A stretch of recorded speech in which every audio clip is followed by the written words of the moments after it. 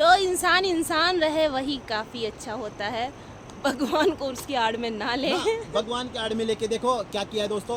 मैंने last time हमारे जो गए थे ना, मैं लास्ट टाइम गया था उठली, हाँ जी, लास्ट टाइम गया था, आपको बोला था दोस्तों कि 90% मेरा सुलझाड़ा हो गया है। बैठ जाऊँ थोड़ी देर तो तक गई। 90% सुलझाड़ी में दोस्तों यही था कि मेरी ज़मीन जैसे तैसे मेरी ज़मीन, मैंने कहा चलो ज़मीन दे दो, तुम जैसे दो ना वैसे मेरी ज़मीन दे दो।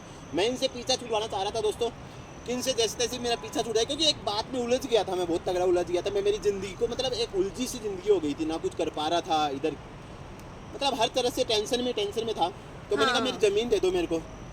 तो उसके बाद में ज़मीन जब दी तो मेरे भाई ने मेरे को बोला, किसी दूसरे का ही फ़ोन है मेरे पास, कि ज़मीन तो ले ले तेरी, या तेरा मकान बेच जा, जो हमारा सभी भाइयों का मकान है वो भी ले जा, एक कमरा तेरा है उसमें भी तेरे जो भी 1-1.5 लाख रुपए हैं वो बने, वो ले जा। मैंने कहा यार मैंने घर की तो बात की नहीं बेचने की, भाई ये बात तो की नहीं भाई, मैं घर खरीदूंगा या ज़मीन ऐसे करूँगा, मेरी ज़मीन है मेरे को दीजिए आप, चाहे मैं उसको बेचूँ चाहे इस पर मकान बनाऊँ, कुछ भी करूँ, आपको उससे कोई ऑब्जेक्शन नहीं होना चाहिए, यही बात बोली थी। तो किसी के द्वारा मेरे को पता चला कि भाई ने ये बोला है या फिर ऐसे बोला है कि एक कमरा भी तेरे मकान में है बेच दे। पर उस टाइम में काका भी था, काका बोल सकता था यार वो तेरे परिवार का मेंबर है, वो भी तो यहाँ आएगा ही, तुम एक जगह रहोगे ना, तुमने मकानों में कमरे बेच के आज ऐसी हालत कर दी। दोस्तों मैंने सारे कभी नहीं कमरे सुना बच कि गए। कमरे, घरों में से कमरे, किचन वगैरह भी कोई बेचता है। घर तो घर होता है, पर उनको शायद ऐसा लगता था कि ये यहाँ से अगर बेच देंगे तो कभी नहीं आएंगे। मतलब मेन मकसद कुटली में बता दूं तेरे को, मेन मकसद उनका ये था। काका भी आज पीछे से ऐसे बोलता है मैं तेरा घर है, लास्ट टाइम मेरे को बोला था कि तेरे को यहाँ मैं 12 बजे भी बुलाऊँ ना रात को तो 12 बजे भी हाजिर होना पड़ेगा। मैंने कहा हाँ जरूर हाजिर होऊंगा काका, इतना तक था मेरे को। तो मैंने कहा ठीक है यार, कमरा भी बेच रहे हैं। तो मैं यहाँ से दूसरे दिन जब गया ना, तो बहुत हार्ट होता है दोस्तों जब कोई ये कहता है कि आप यहाँ से बेच दो, मतलब वो ये चाहते हैं कि ये लोग कभी यहाँ आए नहीं। दोस्तों मैं आपको बता दूं एक छोटी सी बात, बुरा किसी को मैं ऐसे नहीं बोला कि मैं बुरा बनाऊंगा, क्योंकि अब मैं बहुत दूर जा चुका हूँ उनसे, और जो लास्ट में ये काम हुआ ना उसके पर्पज में मैं आपको भी बताऊंगा और उनसे भी थोड़ी सी बात करूंगा। लास्ट में जो उन्होंने किया ना, उनके औकात जो सामने है ना, सीधी बात उसका थोड़ा सा मसला करूंगा। मेरा लड़ाई झगड़ा किसी से कोई ताल्लुक नहीं है, मैं मेरे विचार है, हकीकत बातें हैं। वहाँ दोस्तों मैं बता नहीं पाता था कि खुल के मैं बोल ही नहीं पा रहा था, क्योंकि उन्होंने कांड ऐसे ऐसे कर दी, इधर से धमकी दिलवाना, इधर से थाने से फ़ोन, इधर से मेरी गाड़ी तोड़ना। तो वहाँ मैं खुल के नहीं बता पा रहा था, मैं इंतज़ार कर रहा था कि यार क्या किया जाए इनके साथ। तो लास्ट टाइम में उसके बाद में मैंने कहा चलो ठीक है ज़मीन दे दीजिए। मैं वहाँ गया तो मेरे सामने आपको बताई ये बात आई कि मकान भी कमरा भी बेच दो। सबसे पहले तो मैंने उनको ये कहा कि यार एक मकान में तूने कमरे बेच के आज वो मकान बिल्कुल खाली कर दिया। आज अब उसमें कबूतर, और फिर बोलते हैं इनमें तो कबूतर बोलते हैं, कबूतर बोलेंगे ही दोस्तों। जब उन्होंने एक भी सदस्य, मेरे एक भी भाई उस मकान में नहीं है, केवल मेरे भाई के अलावा। खैर वो उसकी सोच थी, कैसे बाहर निकल गए, सारे अलग अलग हो गए, वो तो कभी सोचने बैठेंगे ना, या मेरे घर में से कोई सोचेगा तब पता चलेगा यार कौन किसकी गलती से क्या हो गया है। दोस्तों अपने घरों में कुछ लोग ऐसे होते हैं जिनको अकेले रहना पसंद होता है, लेकिन फिर वो बाद में ये देखते हैं कि फिर वो इतने अकेले रह जाते हैं कि सिर्फ वहाँ पे कबूतरों का वास हो जाता है उस घर में। तो ऐसा ही कुछ हुआ। उसके बाद में गुठली मैं बताऊं, जब मकान बेचने की बारी आई तो जैसे गुठली बता रही है, मैं गुठली को बताऊं कि उनको हम वहाँ जाते उनको पसंद नहीं था, क्योंकि वहाँ जाने से ही प्रॉब्लम हुई थी। तो मैंने कहा चलो ठीक है, नहीं आऊँगा, मकान तो क्यों बेचता है। फिर मैंने कहा दिया चल मकान में जब मैं आऊँगा ही नहीं तो ज़मीन भी मेरी तुम ही ले लो। सही बात है, ज़मीन ले लो तुम मेरी, मेरे को कोई एतराज़ नहीं है। नहीं मैं दान में दे के जाऊँगा दोस्तों, मैंने कहा था दान में लिख के जाऊँगा मैं। दोस्तों जब वहाँ पे हमारे जाने से सबको इतनी प्रॉब्लम है तो फिर हम जाएं क्यों। मैंने यही डिसाइड किया था कि मैं उनको दिखूंगा ही नहीं कभी मेरी, सही बात है। मतलब मेरी परछाई भी उनको ना दिखे, ना उनसे मेरे को ताल्लुक, ना मेरे को। फिर कर्मों का पता तो वो बोलते हैं तेरे कर्म ऐसे हैं, तो मैं फिर कर्मों का पता फिर चले, क्योंकि अभी तो ये सच्चाई एक दूसरे के सामने नहीं है। जब मेरे घर वालों के काका और के बीच में जब सच्चाई सामने आएगी ना, तब मेरे घर वालों को ज़रूर एक बार मेरे को याद करेंगे। खैर वो वेट कीजिए आप भी, मैं भी इंतज़ार में हूँ। लेकिन उस दिन उन सबसे दूर जा चुका हूँ मैं, उनसे कोई ताल्लुक ही नहीं रहेगा मेरा।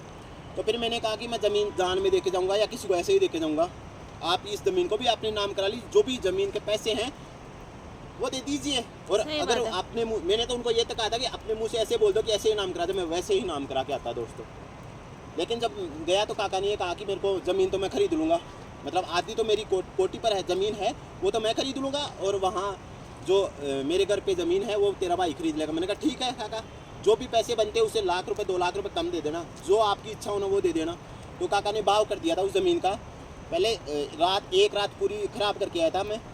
दर्द थोड़ी हो रहा है, बोल सकते हैं? हाँ बोल सकते हैं, मतलब तो दोस्तों एक रात में पूरी रात जब वहाँ पर पूरी रात काका के पास बैठा, तो काका ने उसी रात बोल दिया था कि कल बुधवार को आके तेरी ज़मीन हमारे नाम करवा जाना, जो भी तेरे पैसे हैं वो ले जाना।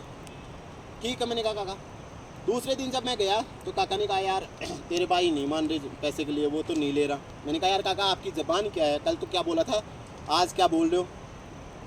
फिर काका ने ऐसे आनाकानी की कि यार दीवार खिंच जाएगी, मैं अकेला ज़मीन ले लूँगा ना तो दीवार खिंच जाएगी, वो तो नहीं ले रहा, तेरा भाई तो ऐसे पागल है साला, वो तो इतना नीच है। और भाई के सामने जब बैठता ना मेरा काका तो ज़बान नहीं खुलती काका की, और मेरे सामने काका ये बोलता है वो पागल है, गालियाँ ऐसे ऐसे गालियों के साथ सबूत पेश आता है जैसे मेरी माँ और मेरे भाई की माँ अलग अलग हो ना, ऐसे पेश आता है मेरा काका। तो काका को एक बात तो मैं ये कह दूँ, बुरा मुझे भी लगता है मेरे भाई के लिए कोई कुछ बोलता है, पर क्या करूँ, मेरे भाई अपने कर्म कर रहे हैं, मैं अपना कर्म कर रहा हूँ, वरना काका ऐसे नहीं बोल सकता। और बीच में एक हादसा हुआ था ना मेरे साथ में, सुरेश ने, काका वाले लड़के ने मेरे को ऐसे बाहर निकाल दिया था। अगर मेरा भाई पूछने वाला तो भाई यार क्यों, इसको क्यों निकाल दिया, क्योंकि हम ये एक का नहीं है, काका ने रहने नहीं दिया, हम ये एक जगह, सीधी सी बात ये है। तो लास्ट टाइम फिर दूसरे दिन मैं गया, ज़मीन वमीन की सारे भाव यहाँ कर लिए, पैसे देने की बात हो गई, तो काका दूसरे दिन पलट गया, मेरा फ़ोन नहीं उठाया, मैं वहाँ गया तो पलट गया, बोले तेरा भाई नहीं ले रहा। मैंने कहा काका आप लो, कहते मैं लूँगा ना तो यहाँ दीवार खिंच जाएगी, मतलब एक दूसरे परिवार बैठ नहीं पाएंगे पास में। मैंने कहा फिर क्या करूं, बोले मैं तेरी हेल्प कर देता हूँ, ऐसे ही मेरा बेटा है। तू कौन सा बेटा है इस बुढ़े? शेर बेटा, शेर बेटा है, मैं बहुत तो इसके मेरा बीच में भी बहुत शेर सारी बातें बेटा लिखी हैं, है, मैं आपको तू क्या तो बताऊं। मेरा बेटा है, बस तो तू ही मेरा यही बेटा है। ये बातें बोल बोल के मेरे सर पे हाथ रख के ऐसे बोल दिया चल तेरी मैं हेल्प ऐसे ही कर दूंगा, मैं वो भी औकात देखने लग गया। वो भी बालाजी बोल रहे थे कि हेल्प हाँ, करेंगे मैंने बालाजी। उसने हाथ पे रख के कहा कि हनुमान जी महाराज बोल रहे हैं, जा तेरी मैं हेल्प ऐसे ही कर दूंगा, तेरे को जब मन करे पैसों की हेल्प की बात करो, जब मन करे तब दे देना। मैंने औकात पे आ गया, मैंने कहा देख करो काका हेल्प करो, फिर अब तब आगे मानता, बाप बाप बोलते तब सही बोले मैं तेरा बात है। बाप हूँ, आज भी तेरे साथ खड़ा हूँ, मैं तेरी हेल्प करता हूँ। मैंने कहा कीजिए काका हेल्प कीजिए। फिर दूसरे दिन मैं गया, हेल्प से भी तो वो बोलते ना मैं मेरी ज़बान पे रहता हूँ, ज़बान वाले आदमी ऐसे नहीं करते, मैं तो बच्चा हूँ, मैं तो टाबर हूँ उनके सामने, और ज़बान के कारण आज इस जगह पे हूँ, सही आज बात ज़बान है। के कारण इस जगह पे हूँ, वरना बहुत ऊपर होता मैं। ये तो दोस्तों मैं बात कर रहा था, कहाँ तक उठली, जबान की बात। हाँ ज़बान की बात, मैं मेरे ज़बान के कारण यहाँ था दोस्तों। फिर उसी बात से पलट के काका ने बोला यार तेरे को थोड़ा सा एग्रीमेंट लिखना पड़ेगा, और मैं बता दूं एग्रीमेंट लिखे तो मैंने दोस्तों आपको पता है नहीं ये एग्रीमेंट की बात करते हैं, तो एग्रीमेंट मेरे को क्या समझाएंगे, क्या मेरे से घर वाले अगर बाप बेटे से एग्रीमेंट कर रहा है तो दुनिया तो करेगी दुनिया। और मेरे केस हुआ है एक दोस्तों, उसकी भी कहानी बताऊंगा। ये एग्रीमेंट के चक्कर में जो आज काका एग्रीमेंट करवाया ना, ऐसा एग्रीमेंट मेरे से पहले भी करवाया था काका ने, और आज उसके कारण मेरे एक केस चल रहा है दोस्तों, बता दूँ आपको। तो काका ने कहा सुरेश नहीं मान रहा, मेरा बेटा लड़का नहीं मान रहा। पहली बात दोस्तों इतनी कहानी मेरे को पता नहीं थी, अब जब पता चलता है ना तो बहुत दुख होता है कि आज भी घरों में ऐसे लोग होते हैं। हाँ बिल्कुल, हाँ इसको काट दे। बड़ा दुख होता है ये सोच के कि घरों में भी ऐसे लोग होते हैं जो एक दूसरे को ऐसे पकड़ पकड़ के खींचते हैं।